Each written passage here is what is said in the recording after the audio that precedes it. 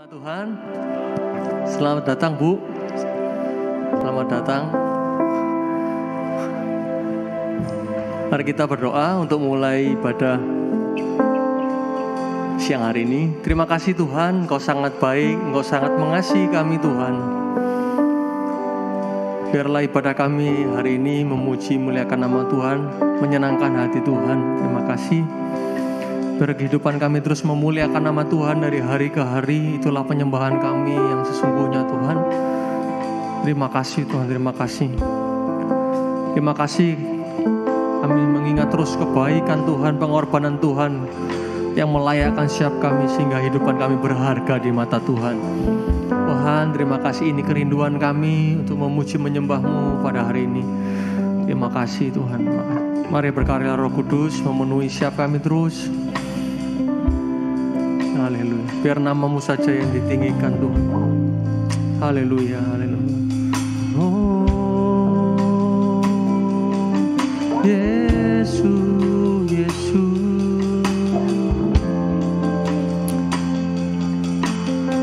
Terima kasih.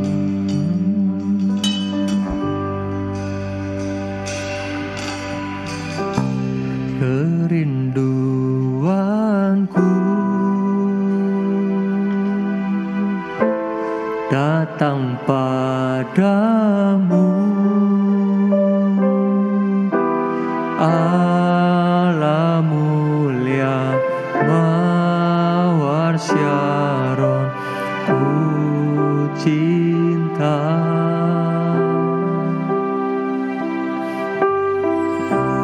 Kaulah Rajaku dan sahabatku,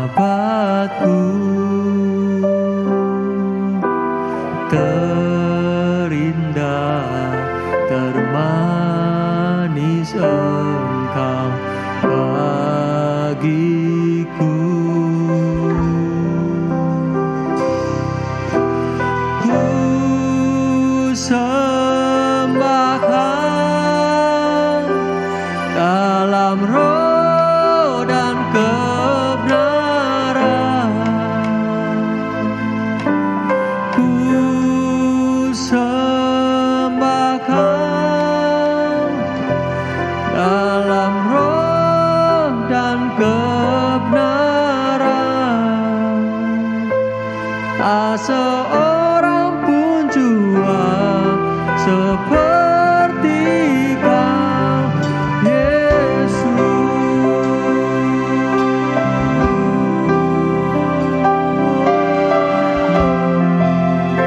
Tiada yang seperti-Mu Tuhan. Kerinduanku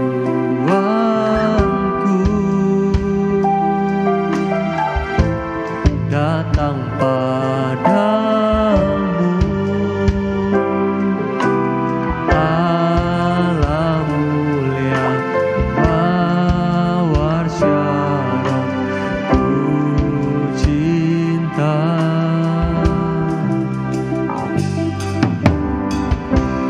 Kaulah Rajaku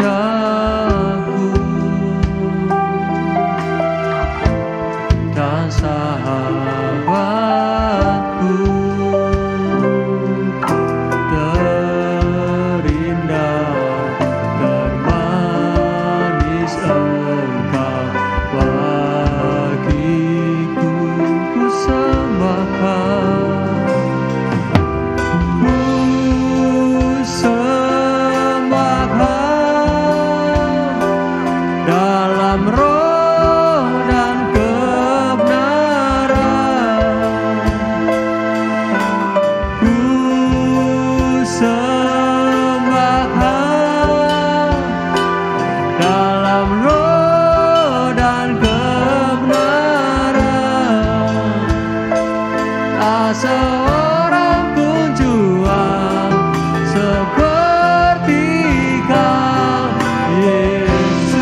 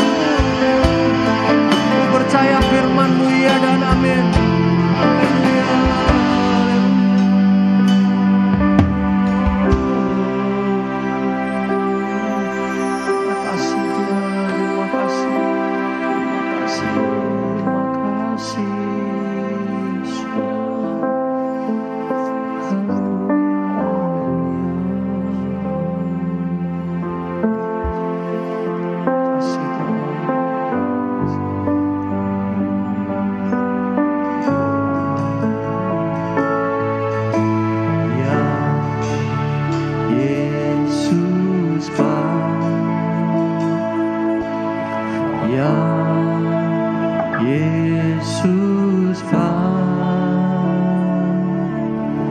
Ya Yesus Dia bawa saya. Ya Yesus Ya Yesus Ya Yesus Dia bawa saya. Mari jemaat bisa bangkit berdiri semuanya. Ya Yesus Ya Yesus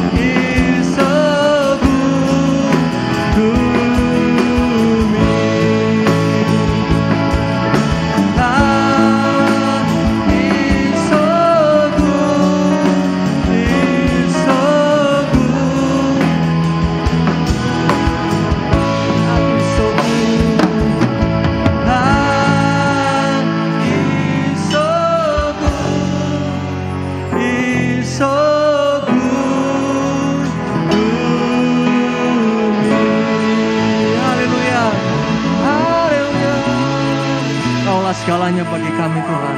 Dalam nama Tuhan Yesus Kristus kami bersyukur. Haleluya. Amin. Shalom saudara. Shalom anak muda. Saudara percaya Tuhan Yesus segalanya bagi kita. Amin. Bukan doi, bukan segalanya. Amin. Tapi Yesus. Amin. Haleluya.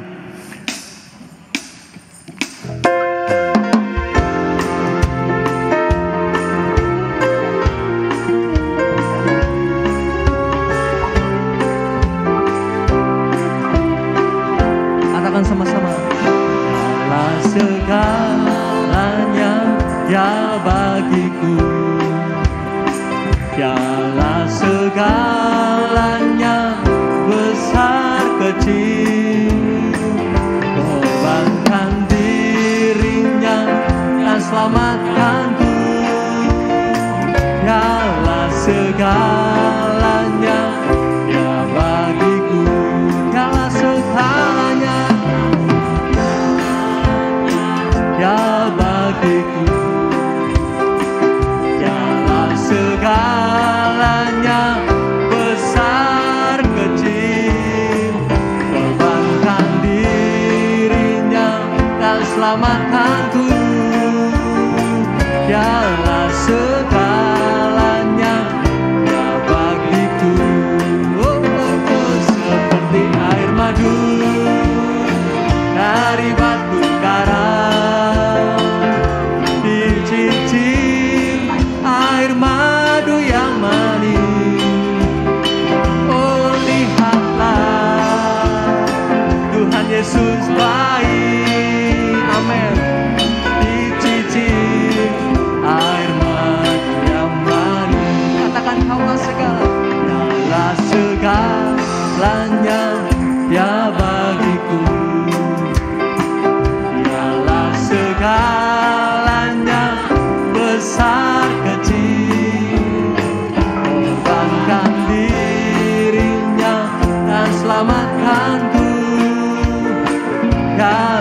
segalanya. Ya bagi, katakan dialah segalanya.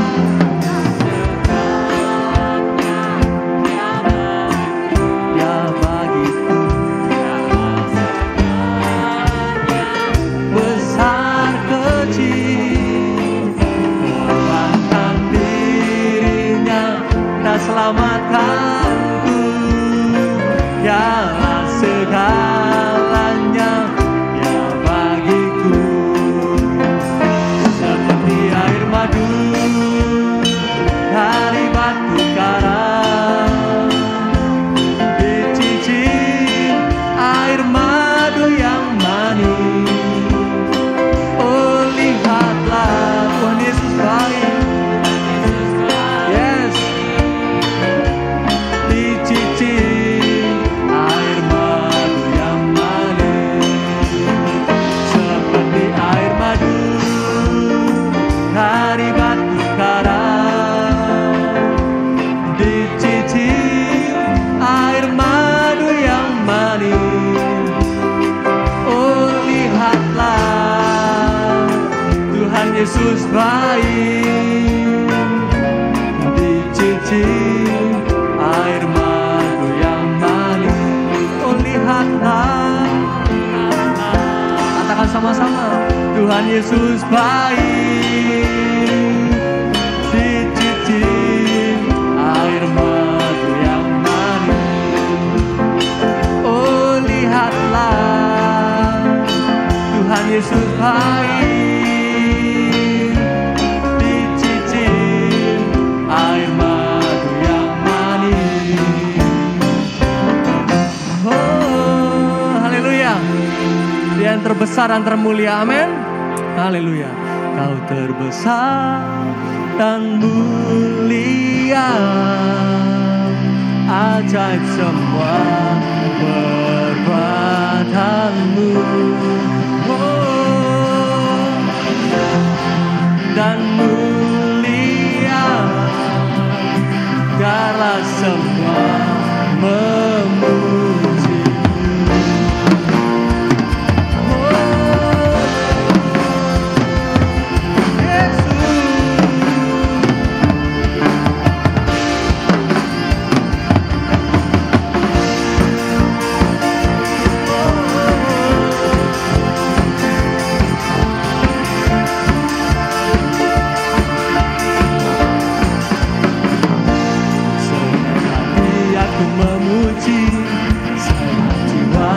Bernyanyi dan namamu ada dalamku, Tuhan. Ku angkat tangan, ku angkat suara dan bernyanyi, karena namamu ada dalamku, Tuhan. Mari menari memuji, kabar sukacita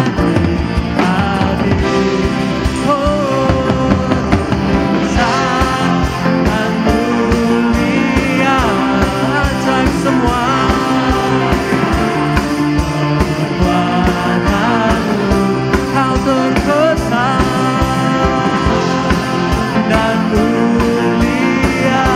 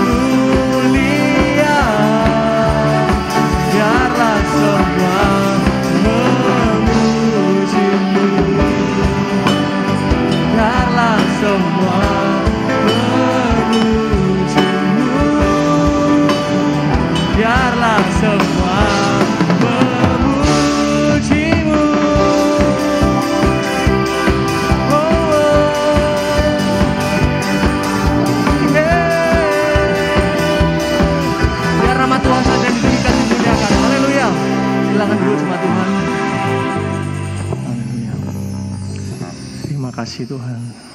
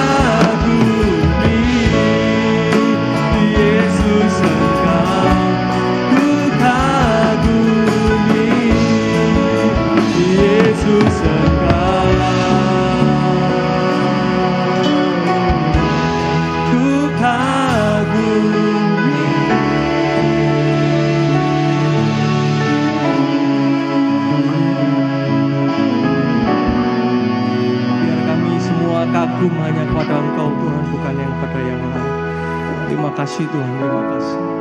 Terima kasih. Sementara kami akan mendengarkan kebenaran firman Tuhan, kami sambut kebenaran-Mu Tuhan, terima kasih. Dalam nama Tuhan Yesus, amin.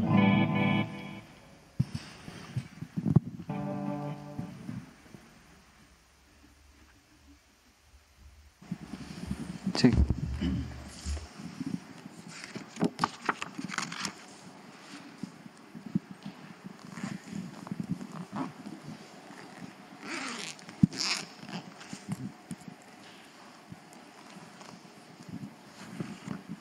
Ya.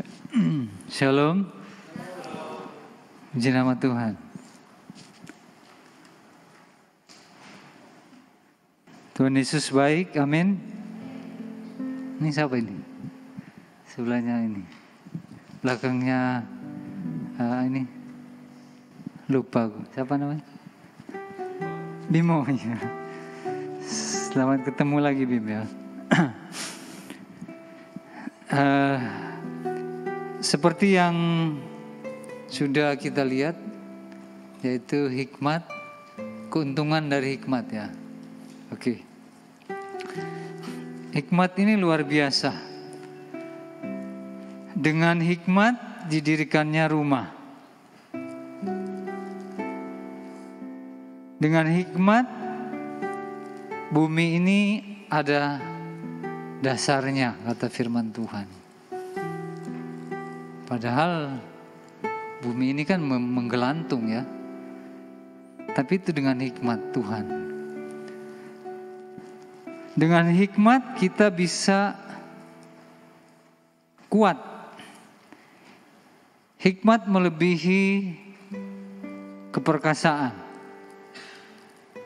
Ya. Betapa luar biasanya hikmat ini. Hikmat Tuhan memberikan kita kekuatan. Kita buka di dalam Amsal 24 ayat yang ke-14.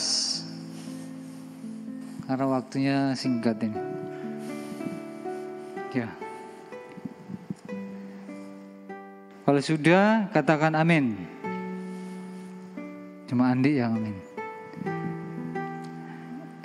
Amsal 24 ayat 14. Sudah semua? Hikmat ini luar biasa, ya.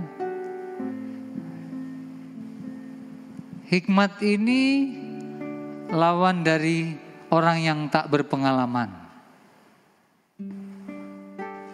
Lawan dari orang, kalau saya bilang bodoh, terlalu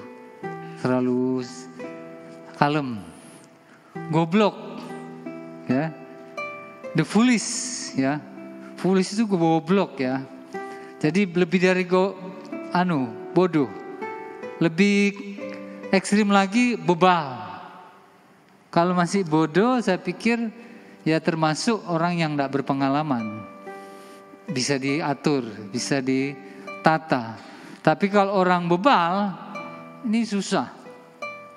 Kadang-kadang sudah tahu tapi dia nerobos. Dan itu dibilang Amsal bilang hikmat bagi orang bebal itu tidak dianggap. Nah, coba kita lihat. Amsal 24 ayat yang ke-14. Kita baca bersama-sama. Amsal ini ditulis oleh Raja Salomo. Tidak ada yang seperti dia sebelum dan sesudahnya dia. Jadi hikmat yang Tuhan kasih ke dia ini luar biasa. Dikatakan hikmat Salomo melebihi Bani Timur, melebihi orang Mesir. Ya, kalau saya selidiki orang Teman itu ada sekitar di Irak, orang Irak. Kalau kita lihat di Ayub, di situ bagaimana orang-orang bijaksana teman-temannya Ayub itu berasal dari timur, daerah Irak. Ya, kalau kita selidiki. Dia termasuk orang-orang bijak dan seperti orang Mesir, ahli jampi, ahli nujum. Nah, kalau kita comparekan dengan Daniel, Sadrak, Mesak, dan Abednego, mereka melebihi 7 kali atau 10 kali, Angel ya. Sadrak, Mesak, dan Abednego kecerdasannya lebih dari orang-orang di Irak itu, di Babel, 7 kali atau 10 kali. Ada yang bisa tolong bantu jawab? Ini saya sedih kalau gini. Baca Alkitab jarang ini. Ya. Salah satu orang berhikmat, Amsal Salomo bilang, dengarkanlah didikan dan nasihat orang tuamu. Dengarkanlah didikan firman Tuhan. Firman Tuhan ini adalah peta. Jadi kalau kita jarang baca Alkitab, kita mau dapat hikmat dari mana? Dari pengalaman bisa juga. Tapi firman Tuhan ini ya dan amin. Dia memberikan kehidupan. Yang tidak ada jadi ada dari firman Tuhan. Pada waktu Tuhan menciptakan langit dan bumi, hari pertama Tuhan menciptakan terang. Dari tidak ada jadi ada. Dengan firman. Orang yang mati bangkit dari firman. Jadi firman Tuhan ini tidak sekedar logos. Logos itu firman mati, tidak apa-apa. Tapi dia suatu rema. Rema itu yang menghidupkan, yang menggerakkan. Jadi dengan kata lain, firman ini akan menjadi hidup di dalam kehidupan kita.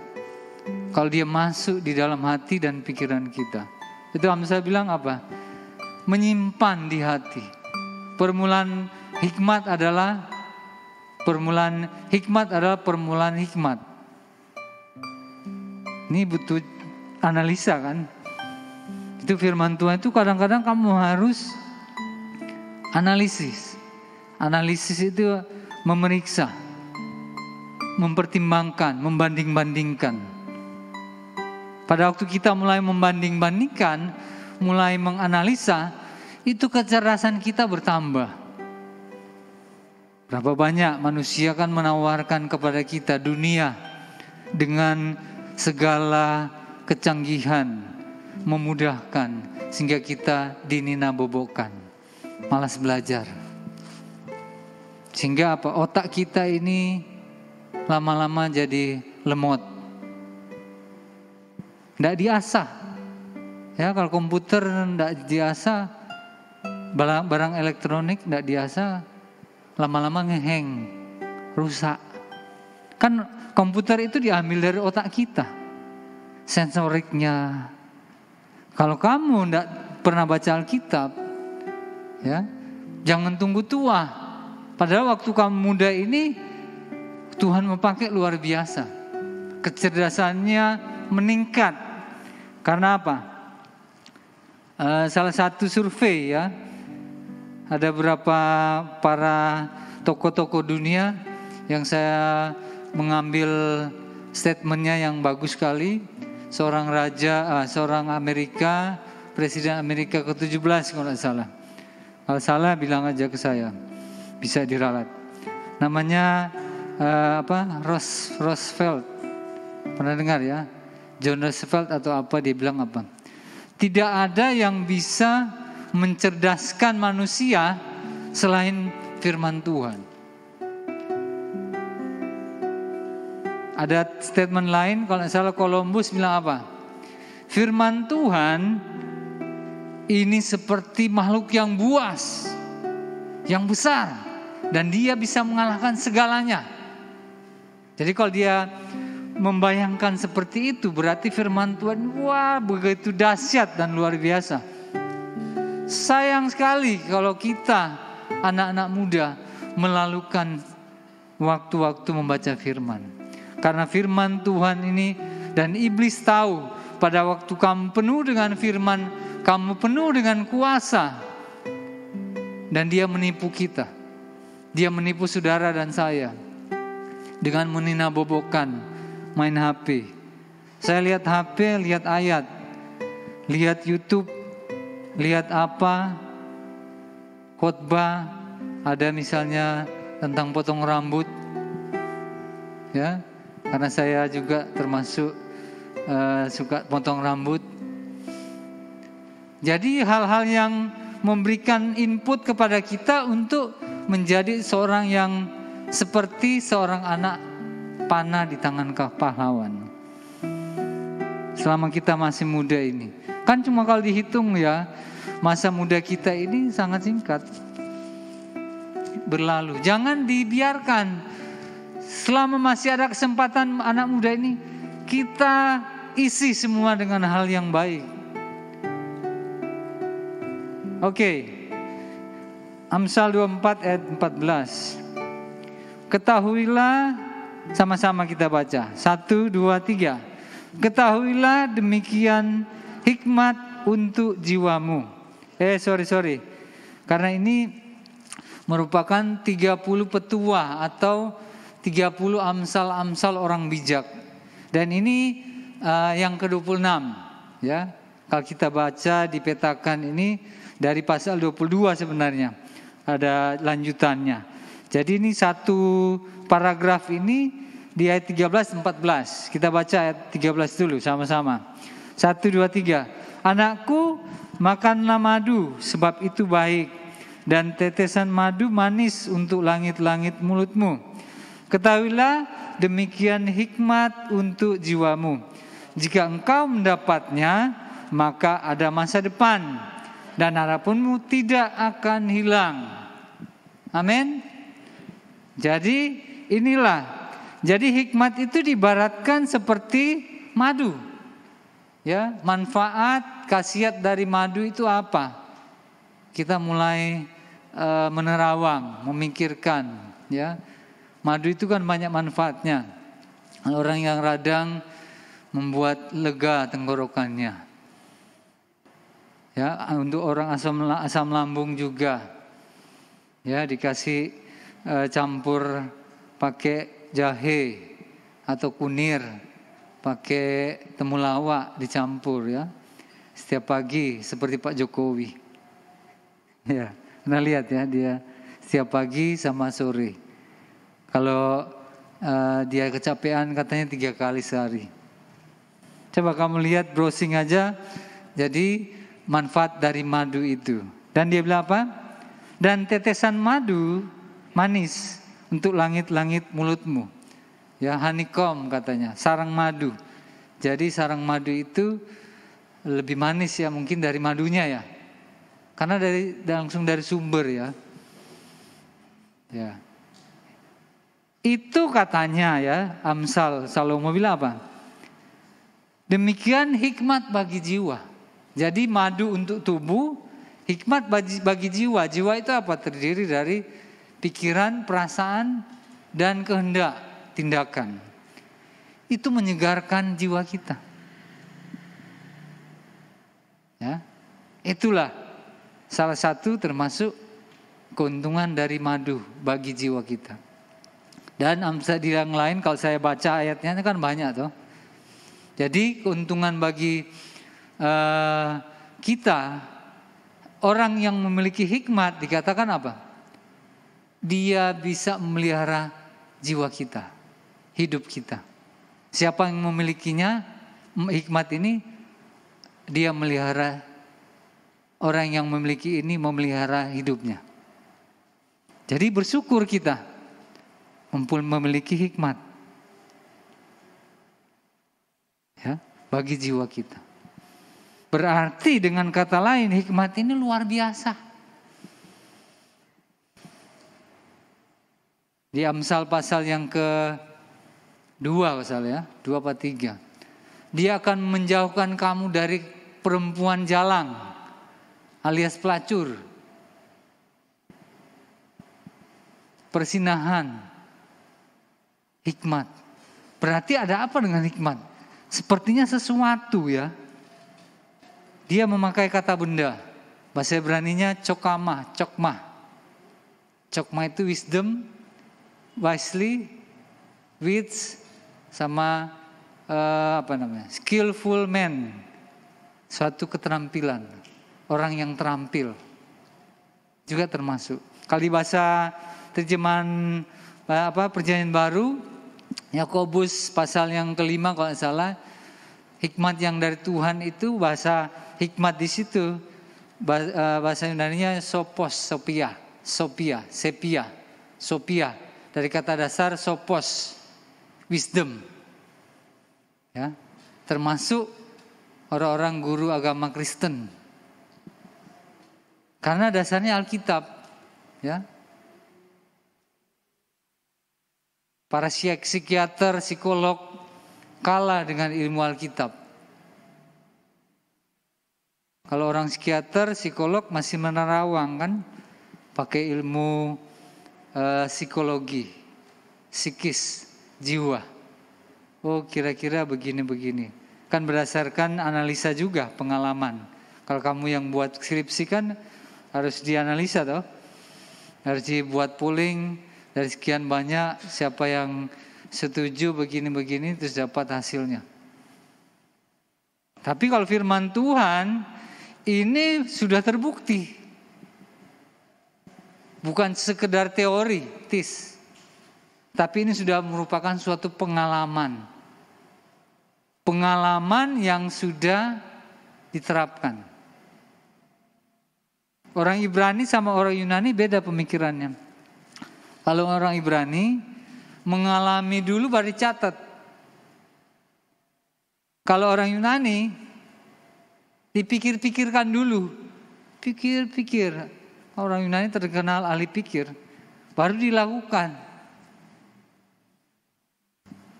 Begitu. Tapi firman Tuhan dua-duanya juga. Ya.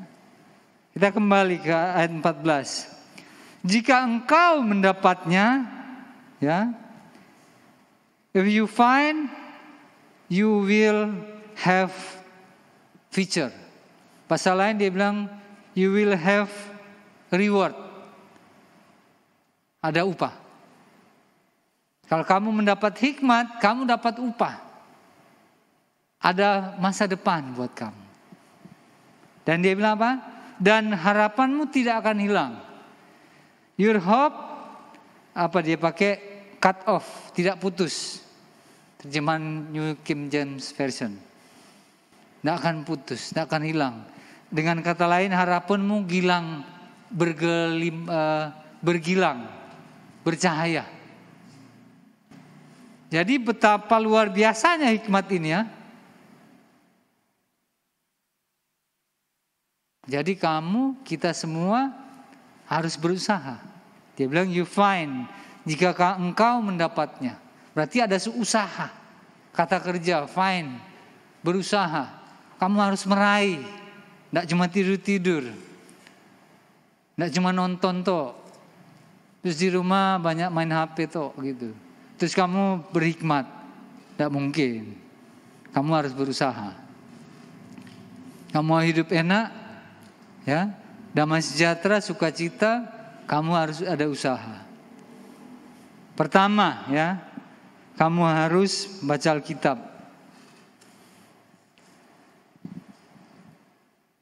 Mazmur 119 ayat yang ke-97 dikatakan, betapa kucintai Taurat-Mu Tuhan. Dan aku merenungkannya sepanjang hari. Katanya Daud itu dia sudah ngalami sendiri. Jadi itu bukan cuma sekedar teori. Tapi itu sudah suatu kebutuhan. Suatu hobi.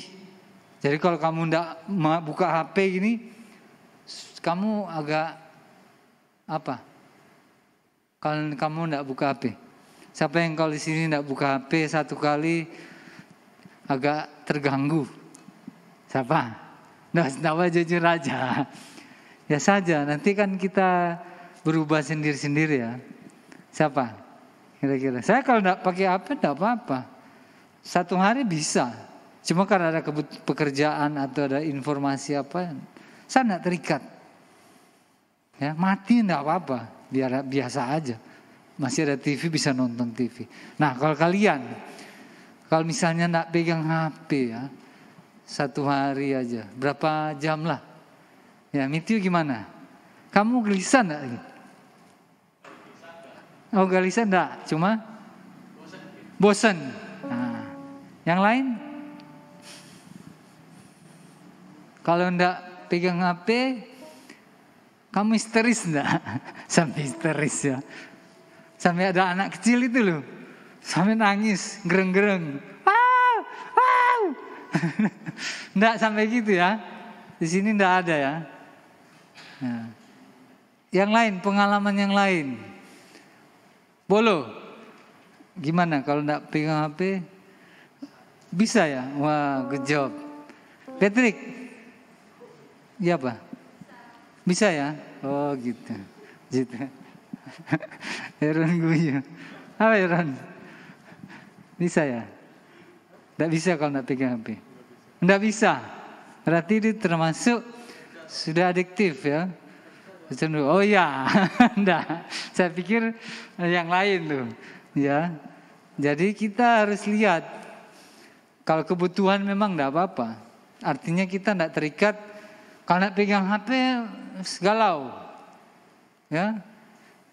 Bingung kemana-mana. Enggak, jangan sampai seperti itu. Berarti hobi tadi, Mazmur 119 ayat yang ke-97. Sudah menjadi hobi. Kesukaan firman ini sudah menjadi hobi. Jadi hikmat itu ada di firman Tuhan. Jadi kalau kamu semakin suka baca Alkitab, semakin dalam kamu menyelidiki firman Tuhan, tidak cuma sekedar baca. Ya, dia bilang, anakku makanlah madu, sebab itu baik. Bagaimana ini baik ya? Dan titisan madu manis untuk langit-langit mulutmu. Kamu mikir-mikirkan. Oh gitu ya, oh begitu ya. Ini namanya seperti sapi.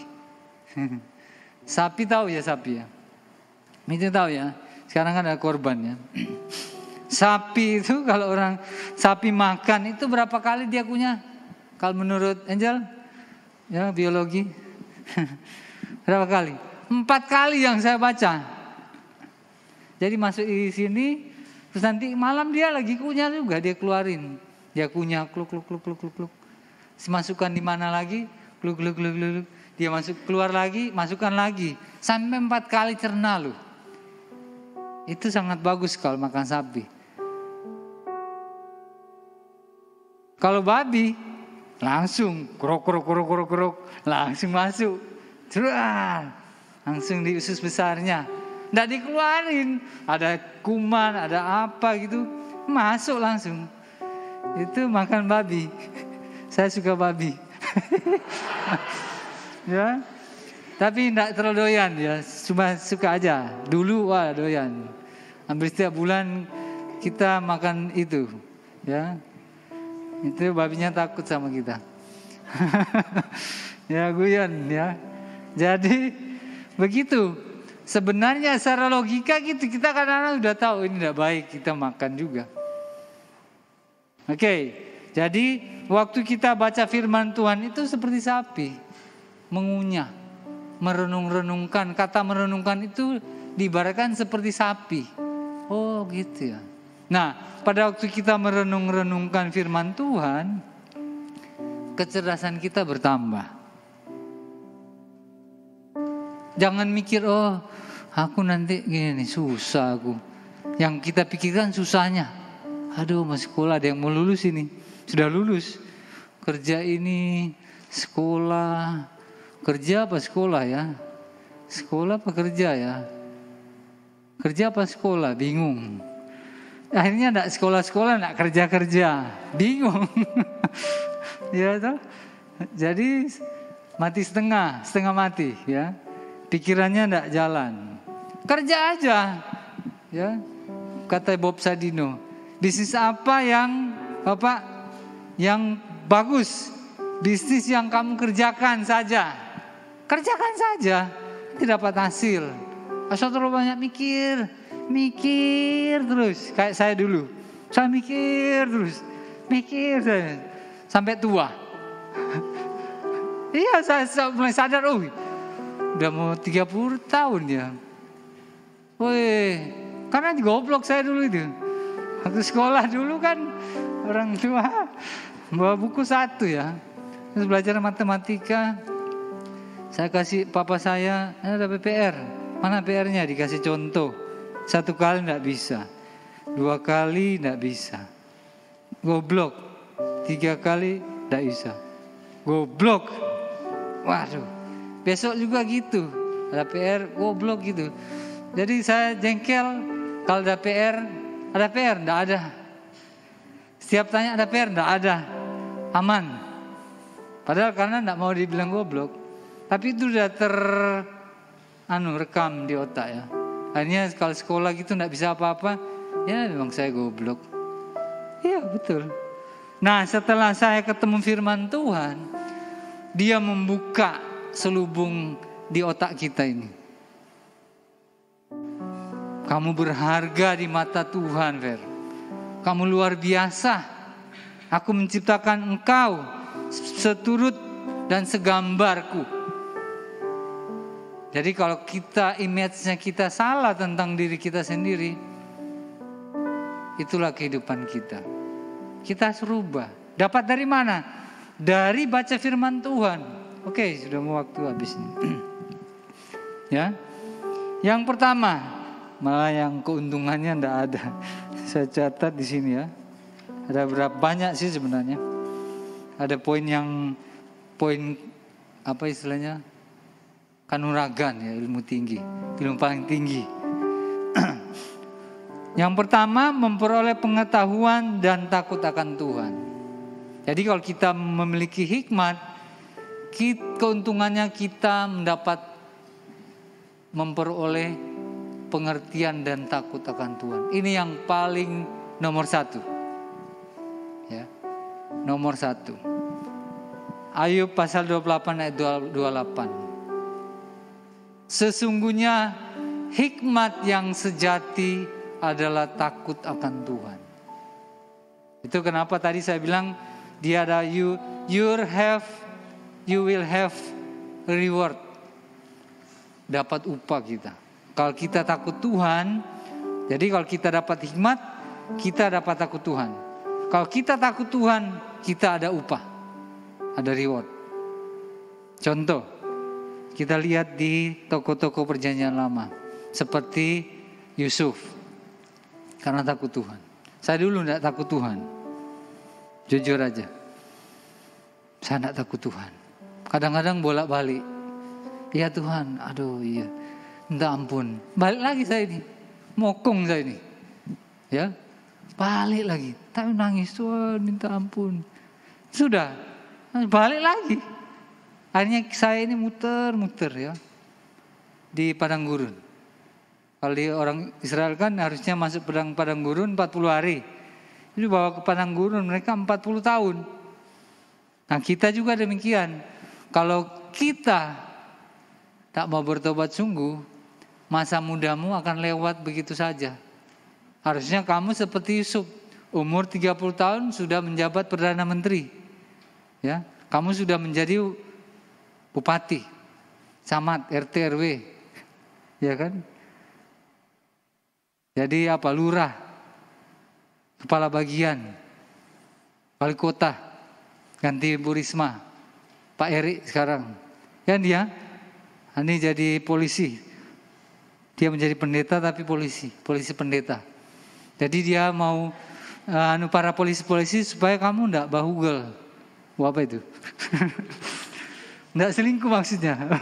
Ceplosan orang Manado bilang ya. Enggak selingkuh. Jadi ada yang selingkuh, Andi tugasnya dia.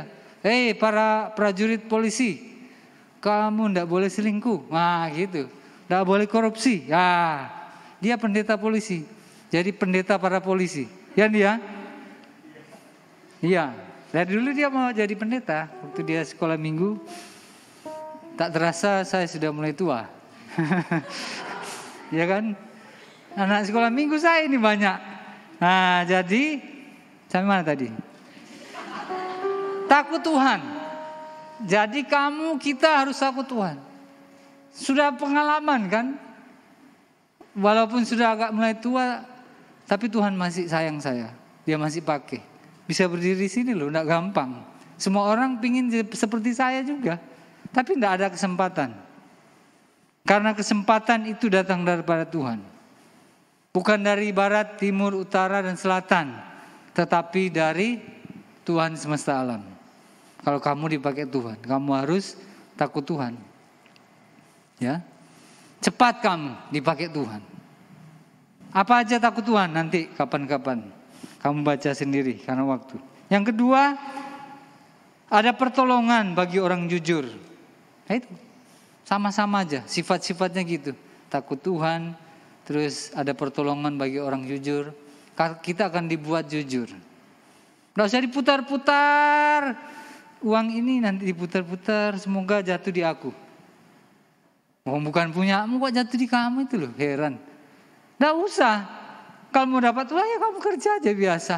Dapat upah ya seperti itu aja. Kamu usaha lebih, usaha aja. Nggak usah diputar-putar, nanti jatuh di kamu.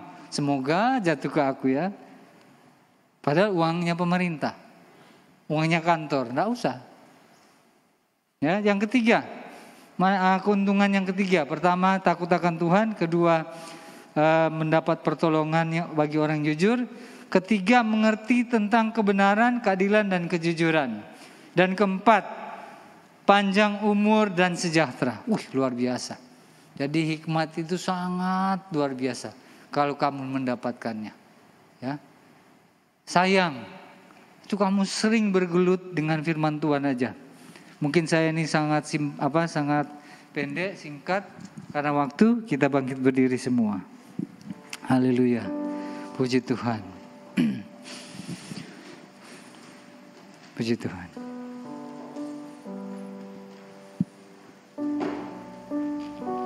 Kita renungkan firman Tuhan ini. Kita tutup mata. Haleluya. Terima kasih Tuhan. Terima kasih Bapa. Oh, glory, haleluya. Glory, haleluya. Terima kasih. Bapa, dalam nama Tuhan Yesus, kami bersyukur untuk siang hari ini. Lewat firman Tuhan, kami mau mengejar hikmat daripada Tuhan yang berdasarkan firman Tuhan, sehingga kami menjadi orang-orang yang the best, luar biasa, bukan hanya di gereja ini, tetapi di luar sana, pemerintahan, di berbagai segi kehidupan kami dipakai Tuhan. Urapi setiap kami Bapa, berikan hati buat kami Tuhan. Kita berdoa, saya tergerak untuk mendoakan saudara. Kita ikuti saya berdoa. Terima kasih Tuhan Yesus. Darah Yesus sucikan kami. Darah Yesus patahkan kutuk. Darah Yesus hancurkan mantra. Darah Yesus bebaskan kami. Sucikan kehidupan kami. Pikiran yang buntu terbuka dalam nama Yesus. Bapa, masuklah di hati saya. Tinggallah di hati saya. Bilang namanya, Ferry. Bilang nama sendiri, Ferry. Orang berdosa. Tinggal di hati saya dan berkuasalah sehingga hidup saya menyenangkan Tuhan. Terpuji nama Bapa. Terima kasih. Kita mengangkat tangan kita di hadapan Tuhan. Terima kasih Tuhan. Biarlah hamba-Mu sudah berhenti berbicara. Roh Kudus yang beracara meneruskan, menguatkan, meneguhkan, menetapkan firman Tuhan di dalam setiap hati kami Bapa. Biarlah pulang membawa damai sejahtera, sukacita dari Bapa, Tuhan Yesus dan Roh Kudus. Di dalam nama Tuhan Yesus Kristus kami berdoa. Haleluya. Amin. Ya, silakan duduk.